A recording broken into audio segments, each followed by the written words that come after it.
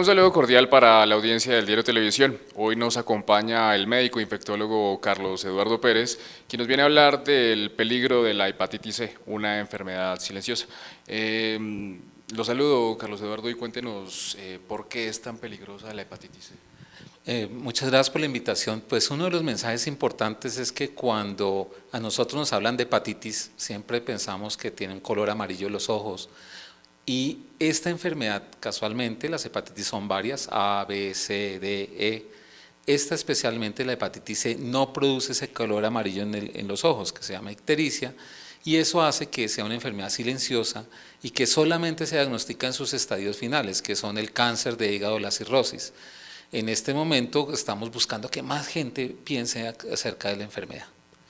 Bueno, es de difícil detección, pero de pronto hay algunos síntomas por los que uno pueda pensar que la tiene o que alguien cercano la tiene. Lo importante acá es, los síntomas son muy específicos, ahí son dolor articular, sensación de desgano, desmotivación, depresión, a veces se asocia también con fenómenos como alteraciones muy discretas de la función hepática.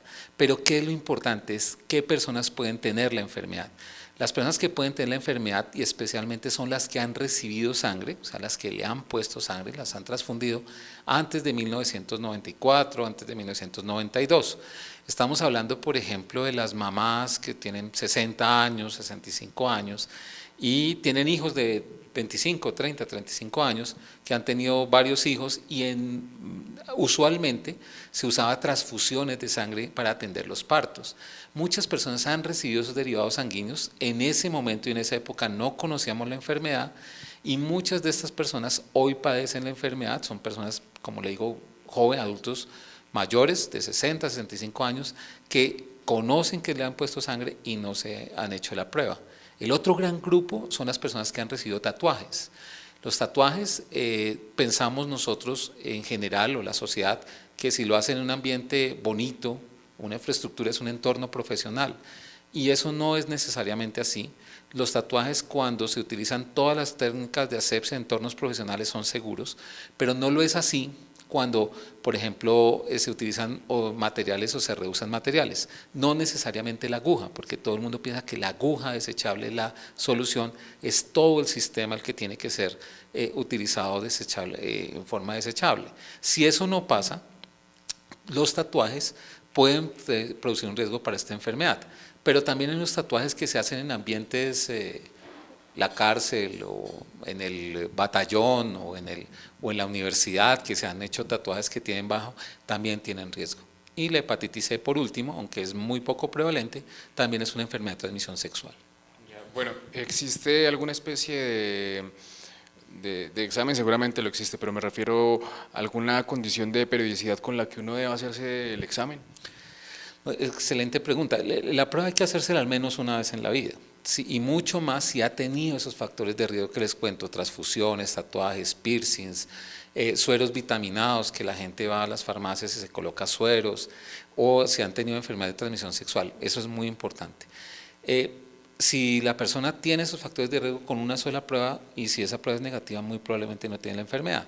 La prueba está disponible, la prueba está en el POS, la prueba la puede pedir un médico general, todas las pruebas confirmatorias están en nuestro sistema de salud y los medicamentos están en el sistema de salud. Bueno, en una fase aguda de pronto haya algún tipo de sintomatología por la que uno pueda ya empezar a pensar que puede tener la enfermedad.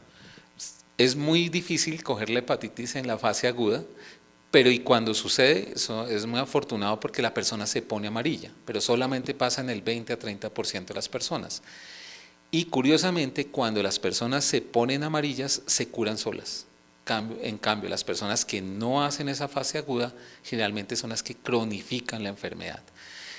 Al decir que es una enfermedad que puede darnos a todos y que tiene síntomas generales, pues hace que uno como paciente se motive a hacer la prueba si tiene el antecedente de transfusión, piercings, tatuajes, pero también nuestros médicos a que indaguen sobre si se ha transfundido sangre, si ha tenido procedimientos invasivos para solicitar la prueba. Bueno, doctor, cuéntenos, por ejemplo, si yo quiero ir esta misma tarde a hacerme una prueba para rastrear hepatitis C, ¿qué documentos debo llevar? ¿Qué costo tiene? ¿Qué hay que hacer? No, nada, absolutamente. Es una consulta general, todos los regímenes, subsidiado, contributivo, prepagada. La prueba es una prueba sencilla, eso no valdrá más de 20, 25.000 pesos, pero esa prueba no tiene que pagarla a nadie, esa prueba está dentro de nuestro sistema de salud. El problema es informar al médico si uno tiene esos factores de riesgo. Es decir, mire, yo tengo varios piercing que no sé el entorno de seguridad, mire, me pusieron sangre, o mire, tengo la sospecha porque este tatuaje me lo hicieron en unas condiciones que no considero adecuadas. Y los médicos obramos en consecuencia para poder pedir la prueba. Digamos que aquí la limitación no es el diagnóstico, la motivación que no haya diagnóstico es porque no la sospechamos. Entonces nosotros pensamos por que colocarse un suero vitaminado en una farmacia es algo bueno y pueda que primero no sirve ponerse sueros vitaminados, pero segundo, si las técnicas con que le colocan la vena o esos sueros están mal preparados son un riesgo y es una práctica usual. Entonces es como llamar la atención de que si ha pasado eso, cualquier persona puede ir a tomarse la prueba en cualquier momento.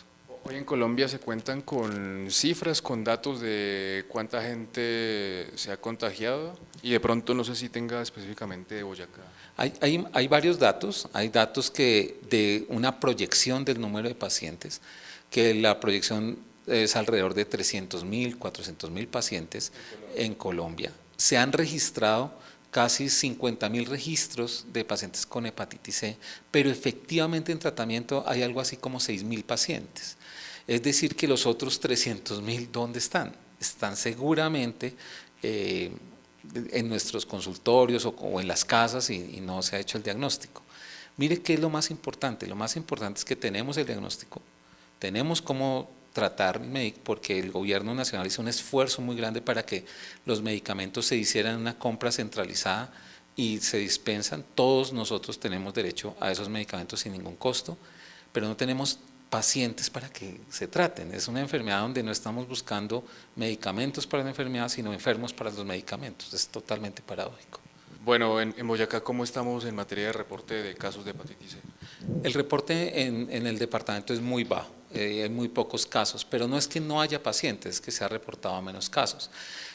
Los departamentos vecinos, como en el Meta, Cundinamarca y Santander, hay muchos más casos y Boyacá, pues que está en el centro de este eje, no reporta casos. Yo creo que el problema es en que motivemos hacia el diagnóstico, porque el departamento en las estadísticas nacionales es de los que menos casos han reportado hepatitis C.